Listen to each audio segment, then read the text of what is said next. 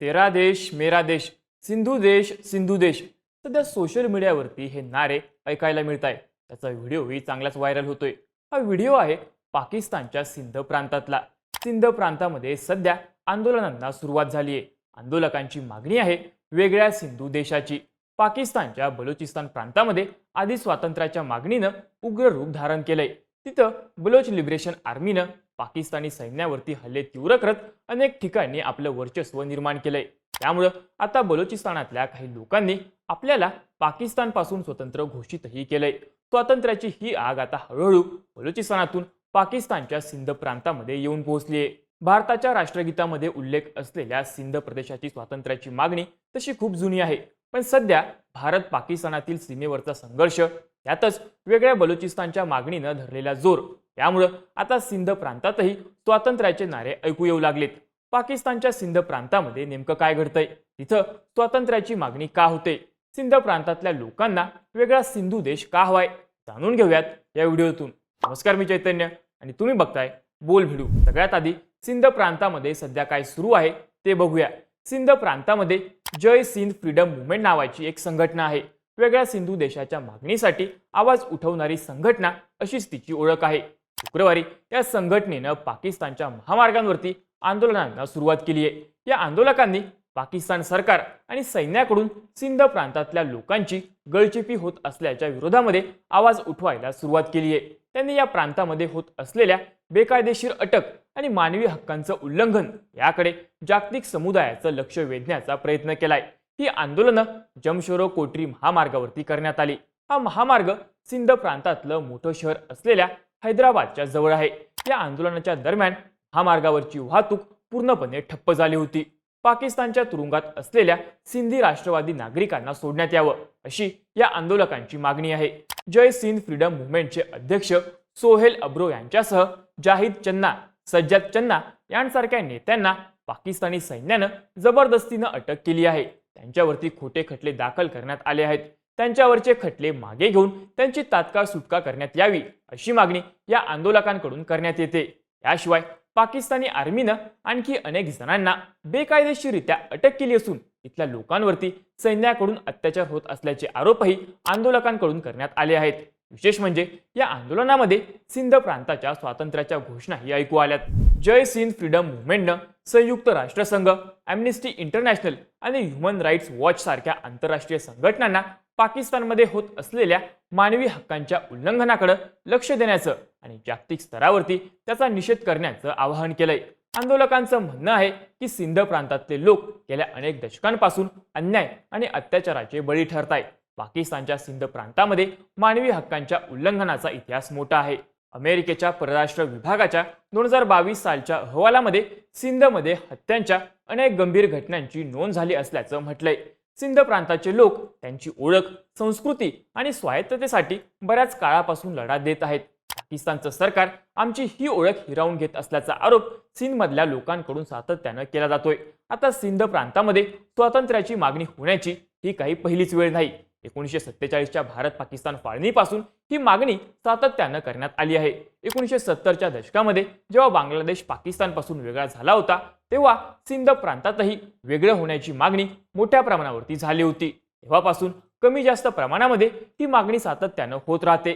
सिंध प्रांतानं पाकिस्तानपासून वेगळं होण्याची मागणी करण्याचं पहिलं कारण म्हणजे पाकिस्तानी सरकार आणि सैन्यामध्ये पंजाब प्रांतातल्या लोकांचं असलेलं वर्चस्व. पाकिस्तानमध्ये एकूण 4 मुख्य प्रांत आहेत: पंजाब, सिंध, खैबर पख्तूनख्वा आणि बलुचिस्तान.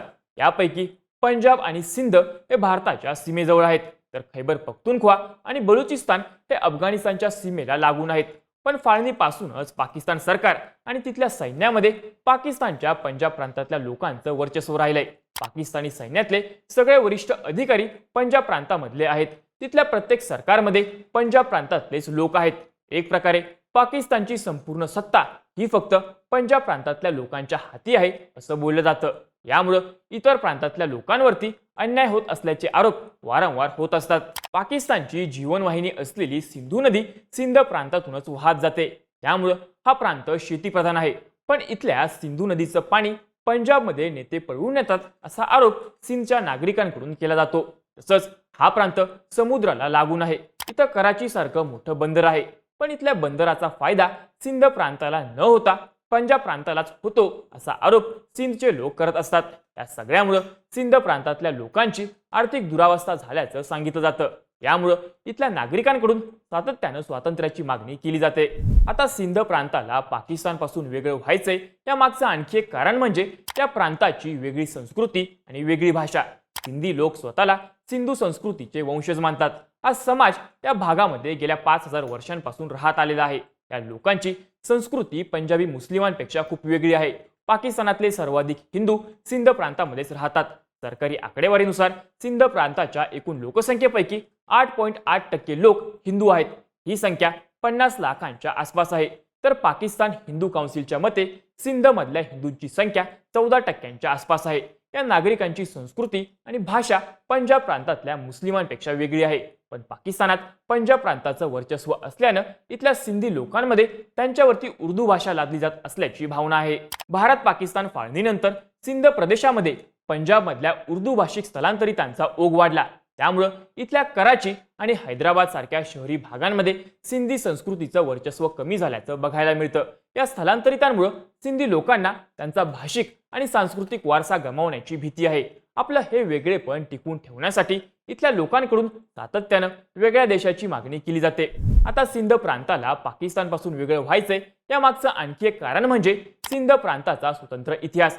सिंधी राष्ट्रवाद्यांच्या दाव्यानुसार इंग्रज भारतात येण्यापूर्वी सिंध देशाचं वेगळं अस्तित्व होतं। त्यांच्या दाव्यानुसार 1947च्या फाळणीनंतर सिंध प्रांताला जबरदस्तीनं पाकिस्तानमध्ये सामील करण्यात आलंय। 1972 मध्ये सिंधू देश चळवळीची स्थापना करणारे GM सय्यद यांसारख्या नेत्यांच्या म्हणण्यानुसार सिंधचं पाकिस्तानमध्ये विलिनीकरण हे या प्रांतातल्या लोकांच्या सार्वभौमत्वाचं उल्लंघन करणारं होतं। फाळणीपूर्वी या प्रदेशामध्ये हिंदू लोक मोठ्या प्रमाणात राहत होते, पण फाळणीमुळे त्यांना भारतात जावं लागलं। यामुळे इथं लोकसंख्येचा बॅलन्स बिघडला। आता फाळणीनंतरही जे हिंदू तिथंच राहिले तिथं त्यांच्यावरती मुस्लिम बहुसंख्यांकडून अत्याचार होत असल्याचा आरोप अनेकदा केला जातो। सिंध प्रांताची सीमा भारताच्या राजस्थानला लागून आहे। या प्रांतातले हिंदू तिथल्या मुस्लिमांच्या अत्याचाराला कंटाळून राजस्थान मार्गे भारतात आश्रयाला येतात। गेल्या काही काळामध्ये अशा स्थलांतरितांची संख्या मोठ्या प्रमाणावरती वाढल्याचं दिसतंय। यामुळे सुद्धा इथल्या सिंधी लोकांकडून वेगळ्या देशाची मागणी सातत्यानं केली जाते। आता बलुचिस्तान पाठोपाठ सिंध मधूनही अशाच प्रकारची मागणी जोर धरायला लागली आहे। सध्या तरी या मागणीनं बलुचिस्तान प्रमाणे हिंसक वळण घेतलं नसलं तरी येत्या काही काळामध्ये हा विषय मोठा होऊ शकतो। सध्या सुरू असलेलं हे आंदोलन ही पाकिस्तानसाठी धोक्याची घंटा असल्याचं म्हटलं जातंय। सिंध प्रांत समुद्राला लागून आहे। कराची ही पाकिस्तानची आर्थिक राजधानी याच प्रांतामध्ये आहे। त्यामुळे जर इथं अशांतता वाढली तर संपूर्ण पाकिस्तानमध्ये मोठं आर्थिक संकट निर्माण होऊ शकतं। सध्या पाकिस्तान मोठ्या संकटात सापडलाय। एकीकडे त्याच्या सीमेवरती भारतासोबत संघर्ष सुरू आहे, तर दुसरीकडे देशात अंतर्गत गृहयुद्धाला सुरुवात झाली आहे। आता बलुचिस्तान जळतोय। खैबर पख्तूनख्वा प्रांतातही तेहरीके तालिबान पाकिस्तानी सैन्याला नाकीनऊ आणलेत, तर आता सिंध प्रांतातही अशांतता निर्माण होण्याची भीती आहे। त्यामुळे येत्या काही काळामध्ये पाकिस्तानचे 3 तुकडे होतील का अशी शक्यता वर्तवली जाते। तुम्हाला या सगळ्या घडामोडींबद्दल काय वाटतं? तुमची मतं आणि प्रतिक्रिया आम्हाला कमेंट करून नक्की सांगा आणि माहितीपूर्ण व्हिडिओज बघण्यासाठी बोलबिडूच्या YouTube चॅनलला नक्की सबस्क्राईब करा।